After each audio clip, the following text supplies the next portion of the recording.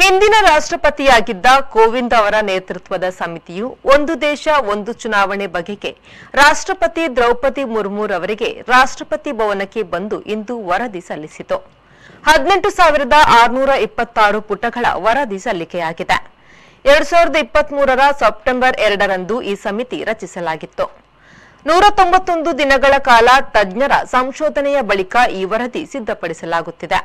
ಗೃಹ ಮಂತ್ರಿ ಅಮಿತ್ ಶಾ, ರಾಜ್ಯಸಭೆಯಲ್ಲಿ ಪ್ರತಿಪಕ್ಷದ ನಾಯಕರಾಗಿದ್ದ ಗುಲಾಂ ನಬಿ ಆಜಾದ್, 15 ಹಣಕಾಸು ಆಯೋಗದ ಅಧ್ಯಕ್ಷ ಎನ್.ಕೆ. ಸಿಂಗ್, ಲೋಕಸಭಾ ಪ್ರಧಾನ ಕಾರ್ಯದರ್ಶಿ ಸುಭಾಷ್ ಸಿ ಕಶ್ಯಪ್ ಮೊದಲಾದವರು ಸಮಿತಿಯಲ್ಲಿದ್ದರು. ಸ್ಥಳೀಯ ಸಂಸ್ಥೆಗಳ ಚುನಾವಣೆಯನ್ನು 100 ದಿನಗಳ ಅಂತರದೊಳಗೆ ಮೊದಲ ಹಂತದಲ್ಲಿ ಇಟ್ಟುಕೊಳ್ಳಲು ಸೂಚಿಸಲಾಗಿದೆ. ಹಾಗೆಯೇ ಲೋಕಸಭಾ ಅವಧಿ ಮುಗಿಯುವ ಹೊತ್ತಿಗೆ ಎಲ್ಲಾ ರಾಜ್ಯ ವಿಧಾನಸಭೆಗಳ ಚುನಾವಣೆ ನಡೆಸುವಂತೆ ಕೋರಲಾಗಿದೆ. ಇದು 2ನೇ ಹಂತ. ಹೀಗೆ 3ನೇ ಹಂತದಲ್ಲಿ ನಿಧಾನವಾಗಿ ಒಂದು ದೇಶ ಒಂದು ಚುನಾವಣೆಗೆ ಪ್ರಯತ್ನಿಸಬೇಕು ಎಂದು ಹೇಳಲಾಗಿದೆ.